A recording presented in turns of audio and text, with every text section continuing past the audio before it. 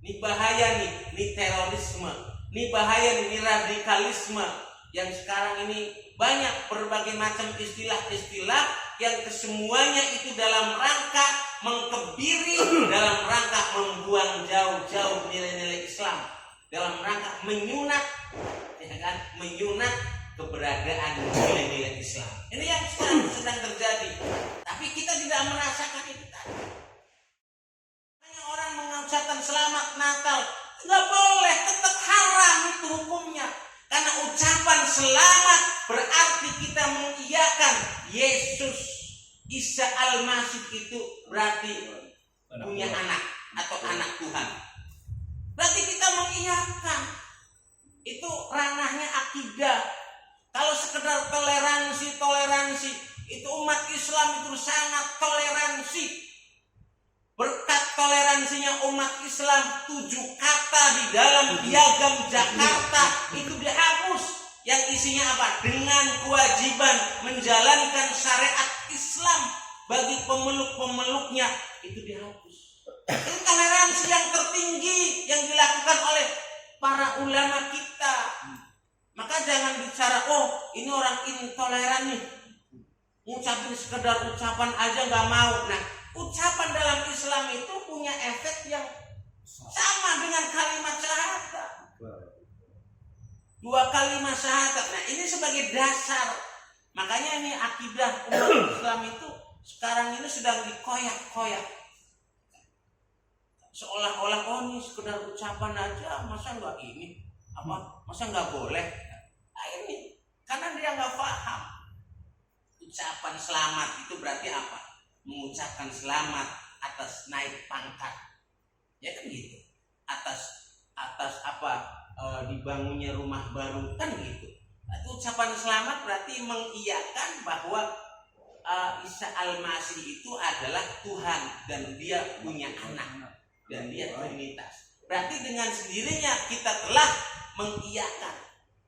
Kalau demikian berarti kita sudah apa? Sudah murtad dengan lisan kita. Itu begitu. Nah, maka kesaksian yang pertama yaitu apa? Persaksian bahwa tidak ada Tuhan yang berhak disembah kecuali Allah. Dan apa? Dan sesungguhnya Nabi Muhammad adalah utusan Allah. Itu kesaksian kita, ikrar kita, akidah kita, itu dasar. Nah, setelah kita berucap demikian apa? Apakah selesai? Tidak. Lalu yang kedua adalah mendirikan sholat. Apa itu sholat? Sudah jelas kan? Sholat itu apa? Enggak. Sholat itu apa? As-sholatu ya aqwalu wa af'alu wa muhtatamatum bitakbir, kan gitu. Itu sholat. Untuk sholat. Itu dasar juga. Itu. Nah, sekarang sholat itu ya, sekarang saya tanya rukun sholat. Syarat rukun sholat ada berapa kali? Ini dasar loh. Rukun sholat, sunnah sholat, kita harus pahami itu tadi. Memang ini dasar. Bagaimana kalau semuanya nggak baca Fatihah? Kan gitu. Bagaimana kalau kita nggak baca semuanya nggak baca surat setelah baca Fatihah, itu masuknya ke rukun apa ke sunnah? Itu harus paham. Kalau sama halnya dengan tadi syarat rukun nikah, kan gitu. Syarat rukun nikah juga paham. Maksud rukun sholat yang setiap hari dilaksanakan nggak paham, kan gitu. Makanya ini dasar sebenarnya. Ini dasar.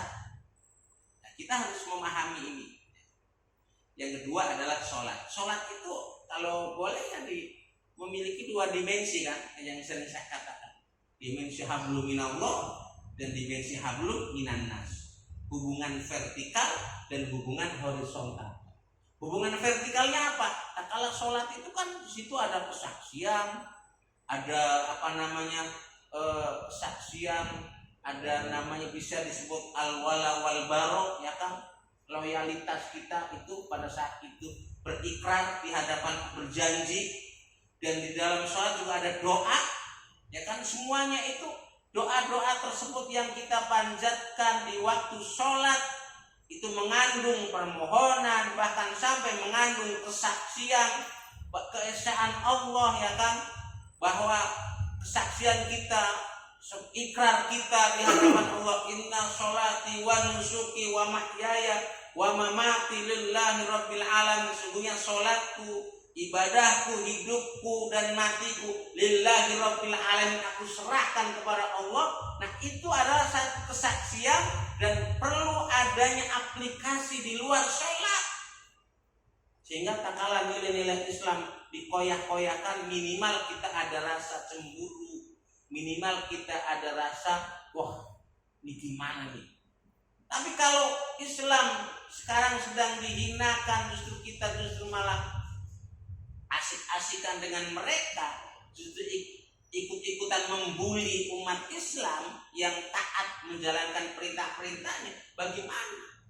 Sebagaimana yang sekarang ini sedang terjadi ormas yang terbesar itu, ya kan, yang dua-duanya itu bersama, ya kan, keluar dari mulut harimau, masuk ke mulut harimau, keluar ke mulut buaya. Kan gitu, sama aja, ya.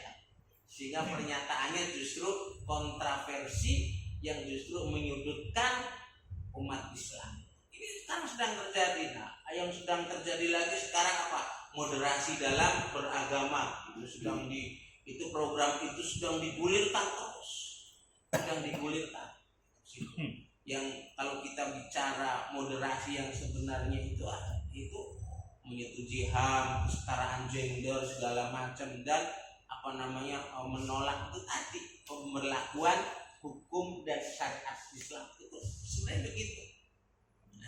Nah, tapi dengan sedikit demi sedikit, dengan bahasa, dengan istilah yang mungkin asing di tengah-tengah kita akhirnya ngikutin situ. Nah, sekarang coba, kan alhamdulillah ini nggak begitu kedengeran, ya, karena memang ada himbauan sih, ya kan, ada himbauan dilarang untuk membakar petasan segala macam. Alhamdulillah sekarang ini kan nggak begitu ini, kan, memang sahabat setia juga ada himbauan, ya. Mudah-mudahan ini pertanda baik bahwa umat Islam itu sudah mulai sadar, ya.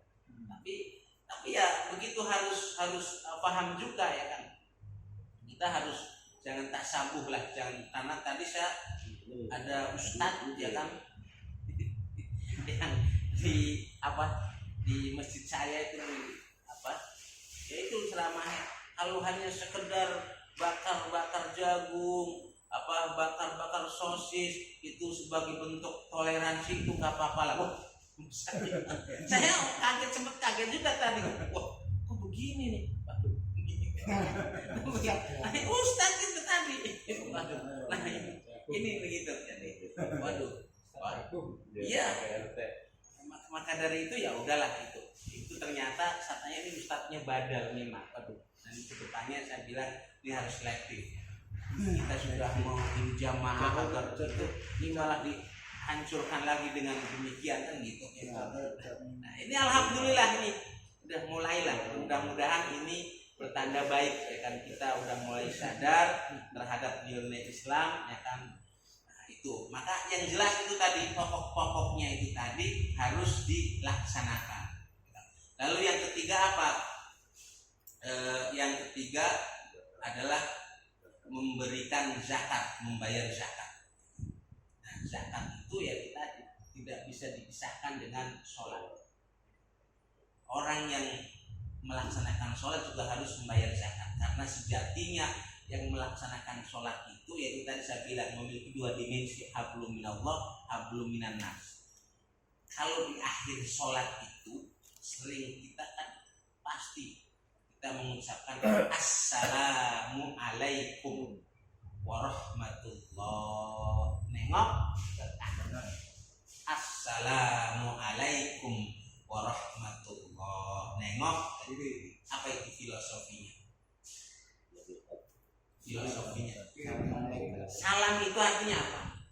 keselamatan, kesejahteraan. Bagaimana apakah tetangga sebelah kanan kita ini selamat, sejahtera, kelaparan atau enggak? Itu orang Islam harus punya rasa ini tadi. Kepekaan sosialnya tinggi. Makanya tak kala Kiai Haji Ahmad Dahlan itu, mohon maaf ya, Kiai Haji Ahmad Dahlan waktu itu kan memberikan hafalan kepada murid-muridnya, ya kan? Kala hafalan itu tersebut, ara'aital ladzi yukadzibu bid-din fadzalikal ladzi yad'ul yatim wa la yahuddu 'ala ta'amil miskin fawailul lil musallin alladzina hum an shalatihim sahun alladzina hum yura'una wa yamna'una al-ma'un. Besoknya lagi muridnya gitu lagi, padahal udah hafal. Pak Kiai, saya kan udah hafal, kenapa nggak pindah? Oh mau pindah. Kalau kamu mau pindah, coba besok kamu siapkan makanan di sini yang banyak, ya kan? Ambil di situ gelandangan, fakir miskin, yatim piatu dibawa ke sini, baru nanti pindah. Itu artinya apa? Itu betul-betul mengamalkan isi kandungannya. Tahukah kamu siapa itu pendusta agama? Yang pendusta agama itu, coba nih sekarang, sejatinya orang kayak ustaz, kiai, haba itu sejatinya harusnya tersenyum, makanan disiapin semuanya, sejatinya begitu. Oh, udah makan belum? Silakan. Tapi itu hal-hal yang gitu terkadang juga diambil oleh apa? Oleh orang yang jarang ke masjid. Bandingkan dengan taruhlah orang yang melanggar asosial, orang yang melanggar asusila, taruhlah kayak preman-preman. Tapi kadang-kala dia rasa solidaritasnya lebih tinggi ketimbang si ustaz tersebut. Apalagi ustaz tersebut memang ustaz kaya lah, ya kan. Kalau mungkin ustaznya kayak saya, mungkin dimaklum lah. Kalau ustaznya kaya, harusnya begitu. Harusnya mereka riang, ketemu orang tersenyum, terus solidaritasnya betul-betul tinggi, dan itu harusnya diambil. Hal-hal tersebut diambil oleh orang yang itu tadi, yang ditokohkan, taruhlah orang yang di depan, artinya sebagai ustaz, sebagai kiai, harusnya begitu. Bukan malah apa yang terjadi justru sekarang kan sama, daripada beli sama Pak Haji Ono kadang-kala suka dikurangi, mendingan beli sama si engkau. Ini kita bicara realitas loh. Kita bicara realitas. Makanya setiap kebaikan yang dimiliki yang dimiliki oleh orang luar, diambil oleh orang luar, nah kita berhak mengambil kebaikan tersebut. Orang Islam sebenarnya berhak mengambil, karena itu kebaikan tersebut adalah kebaikan yang diambil oleh orang luar. Yang lebih berhak sebenarnya adalah orang Islam. Itu begitu. Yang lebih berhak amanah, yang lebih berhak dermawan, yang lebih berhak memiliki rasa solidaritas, yang berhak memiliki rasa NKRI, umat Islam. Sebenarnya begitu. Karena terbukti, ya kan, orang yang teriak-teriak ini NKRI ini cuma mulut doang, ternyata mereka bukan NKRI. Justru malah memecah belah. Tapi umat Islam yang sekarang terjadi, yang benar-benar berhak, itu justru malah dipinggirkan. Nah, tapi inilah kadang-kala kita juga. Makanya Muhammad Abduh itu mengatakan al-Islamu mahjubun bil muslimin. Orang Islam itu terhalang karena orang Islamnya itu sendiri. Jadi Islam itu ya dilihatnya karena itu tadi. Yang dilihatnya yang pinggirannya, taruhlah kumis, daerah kumis, apa itu kumis? Kumuh, miskin. Dilihatnya itu tadi. Kalau ada sembako paling antri, paling itu. Nah, begitu. Itu Islam begitu. Itu begitu. Maka dari itu untuk menghilangkan itu tadi ya kita harus punya rasa itu tadi, solidaritas yang tinggi, kepekaan yang tinggi. Maka Islam mewajibkan zakat. Khudh min amwalikum bisodaq. Ambil itu. Sebenarnya ambil. Sedekah itu diambil. Jangan cuma kita, mohon maaf, karena kalau kita ustaz juga bisa cuma nyuruh aja ya kan, gitu. Tapi kitanya nggak ngeluarkan ya kan, begitu. Ini banyak yang terjadi demikian kan, ya Pak. Gitu. Pengurus masjid juga sama begitu. Karena kalau kitanya nggak mengeluarkan gitu. Karena kalau ditanya, saya kan udah tenaganya, pikirannya, nah ya betul juga sih. Tapi ya begitu bagaimana Abu Bakar Siddiq. Nah, kalau ditanya saya akan menginfakkan semuanya, seluruh harta saya. Tapi pikirannya dia tercurah juga untuk bagaimana kemajuan Islam, bukan hanya pikiran saja. Lalu kalau ditanya lagi siapa? Umar bin Khattab, saya mengambil separohnya aja. Kalau ditanya kenapa engkau separuh? Karena saya khawatir nanti anak keturunan saya itu dengan saya menginfakkan semuanya itu nanti nanti justru menjadi peminta-minta, justru malah yang akidahnya lemah. Begitu. Sampai segitunya semuanya itu baik. Tapi dalam kerangkanya itu dalam rangka untuk menjaga akidah, bukan untuk memperkaya. Itu begitu. Itu ya yang ditunjukkan, solidaritas yang ditunjukkan oleh orang-orang terbaik, as-sabiqunal awwalun, itu begitu. Nah, itu harus ditiru. Nah, itu zakat. Terus apa? Terus berhaji ke Baitullah. Berhaji itu adalah pan-islamisasi sedunia sebenarnya. Orang yang telah berhaji itu kan dosanya kan sudah ibaratnya udah suci, udah kembali, itu bagaikan bayi yang baru lahir. Kalau proses-prosesnya itu betul-betul dilalui dengan betul-betul sesuai dengan syar'i, sesuai dengan syariat Islam, dan tidak punya kepentingan tertentu. Kepentingannya hanya karena Allah. Nah, kalau itu yang terjadi, insya Allah ya kan, itu akan justru malah setelah berhaji itu akan bertambah nilai ketakwaannya seharusnya. Tapi apa yang terjadi sekarang? Pak Haji ini kok ya itu tadi, saya lebih baik beli bisi engkau itu ketimbang di Pak Haji. Nah itu nanti itu disematkannya itu. Nah ini ya kan? Makanya seharusnya lebih bertambah, meningkat, karena itu adalah bagaimana ketaatan Nabi Ibrahim, ketundukan Nabi Ibrahim ya kan. Di dalam kitab Duratun Nasihin itu kan dijelaskan itu. Bagaimana kekayaan Nabi Ibrahim itu, tak kala dia memiliki kekayaan semuanya, tak kala dia mengucapkan 2 kalimat syahadat saja ya kan, mengucapkan kalimat thayyibah aja, kalimat tauhid, lalu dikasih itu 2 kali mengucapkan dikasih separohnya, sampai 4 kali mengucapkan dikasih semuanya.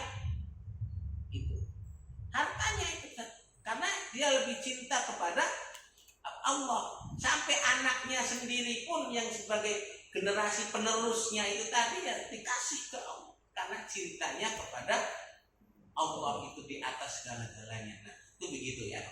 Itu orang haji itu harusnya begitu, mengambil contoh demikian. Nah lalu yang terakhir apa? Berpuasa di bulan Ramadan. Puasa itu kan sudah jelas lah, bagaimana tadi saya jelaskan itu tadi. Tapi harus betul-betul dihayati, ya kan? Dihayati, dilaksanakan sebagaimana sabda Nabi, mangsomu Ramadan imanan waktu sabar, iman waktu sabar dengan penuh perhitungan. Ghufira lahu ma taqaddama min dzambi, maka akan diampuni dosa-dosa. Nah, ini semuanya dalam rangka persiapan apa, Pak? Persiapan hari esok. Wal tanzur nafsu ma qaddamat lighad. Wattaqullah, bertakwalah kepada Allah. Itu begitu. Nah, Takwa itu ya itu tadi, sebagaimana yang sering saya katakan, takwa harus mampu menghadirkan rasa tawadu. Tawadu itu rendah hati, gak sombong. Ini kadang-kadang sama umat Islam sombongnya kayak bukan main. Tapi sama orang kafir, orang yang sudah jelas-jelas menentang hukum Allah, sudah jelas-jelas menghinakan Islam, tidak mau. Saya malah berpelukan sama mereka. Ini yang terjadi sekarang begitu. Nah, maka dari itu orang yang beriman itu harus rasa tawadu, rendah hati. Lalu yang kedua, orang yang beriman itu bertakwa harus mampu yang menghadirkan rasa qanaah, menerima apa adanya pemberian Allah, merasa cukup dengan pemberian Allah, baik maupun buruk, baik dia bersyukur, buruk dia juga bersyukur. Tapi jarang orang yang terkena musibah bersyukur. Jarang orang yang sedang diuji itu bersyukur. Karena kalau itu mampu lakukan, itu artinya apa? Itu akidahnya yang tinggi. Sebenarnya demikian. Akidah yang tinggi itu begitu. Kan dalam Quran itu jelas. Ya kan? Wasyari'u ila maghfiratin mir rabbikum wa jannatin arduhas samawati wal ard uiddat lil muttaqin. Bersegeralah dengan panggilan Allah, bersegeralah dengan seruan Allah, bersegeralah dengan surganya Allah, bersegeralah dengan ampunan Allah. Yang surga itu disiapkan, yang surga itu seluas langit-langit dan bumi. Uiddat lil muttaqin, disiapkan bagi orang-orang bertakwa. Siapa orang bertakwa itu tadi? Orang bertakwa itu tadi alladzina yunfikuna fis syarra'i wad dharra. Itu mampu enggak, Pak? Karena di dalam hadis itu dalam hadis itu pernah saya baca, di situ dijelaskan begini. Barang siapa yang ingin dimuliakan oleh Allah, ditinggikan derajatnya, ditinggikan rumahnya, maka pertama, memberi terhadap orang yang tidak pernah memberi. Mampu enggak? Wah, ngapain amat, dia mah enggak pernah memberi ke kita. Nah, itu pertama. Lalu yang kedua, bersilaturahmi terhadap orang yang memutuskan silaturahmi. Itu yang kedua. Lalu yang ketiga apa? Yang ketiga adalah memaafkan kepada orang yang telah menzolimi kita. Memaafkan berat. Itu tiga-tiganya berat. Nah, kalau tadi kaitannya dengan tadi apa? Alladzina yunfikuna fis syarra'i wad dharra.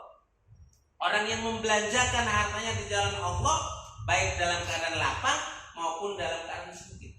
Kalau dalam keadaan lapang itu biasa. Kalau Bapak hadirin mendapat pangkat jabatan kedudukan lalu bersyukur, itu biasa. Tapi Bapak hadirin ya kan justru lagi mendapat musibah lalu mampu bersyukur, itu yang luar biasa. Kalau Bapak memberikan waktu lagi kaya, itu biasa.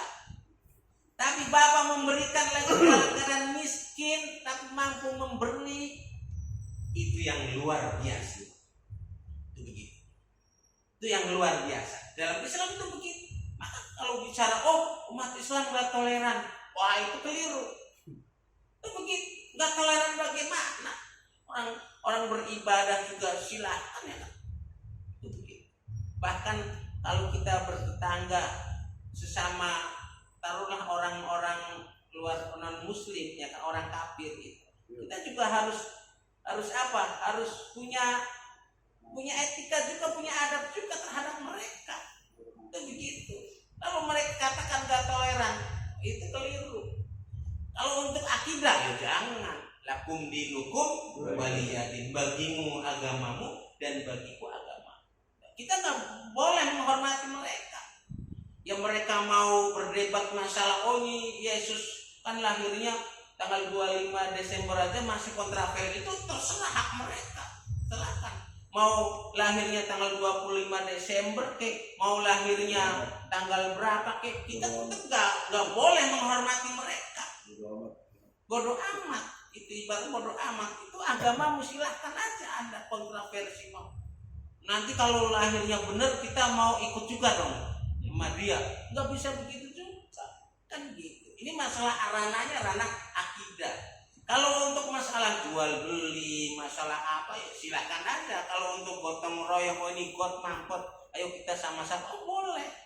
Situ. Tapi kalau untuk akidah nggak boleh kita juga adzan di gereja, ya kan sholawatan di gereja, bahkan itu terlalu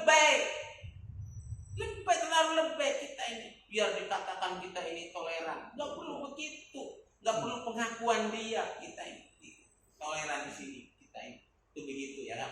Maka dari itu mudah-mudahan kita mampu mengamalkan nilai-nilai Islam sebagai bekal nanti di akhirat hari esok, sehingga kita akan selamat di akhirat nanti tak kala kita mendapatkan hisab di yaumil kiamah ya kan. Mungkin ini saja yang bisa disampaikan, mungkin agak ya lepotan lah kemana-mana ya kan, nggak teratur ya kan. Nah mudah-mudahan itu menjadi renungan kita semuanya dalam rangka memperkokoh akidah kita, bukan hanya sekedar ucapan, tapi harus kita aplikasikan, harus kita amalkan di dalam kehidupan kita sehari-hari, sehingga kita menjadi orang-orang yang mukmin yang sebenarnya dan bukan mukmin yang hanya ucapan di lisan saja. Ini saja yang bisa disampaikan, kurang lebihnya mohon maaf. Billahi fi sabilil haq fastabiqul khairat. Assalamualaikum warahmatullahi wabarakatuh.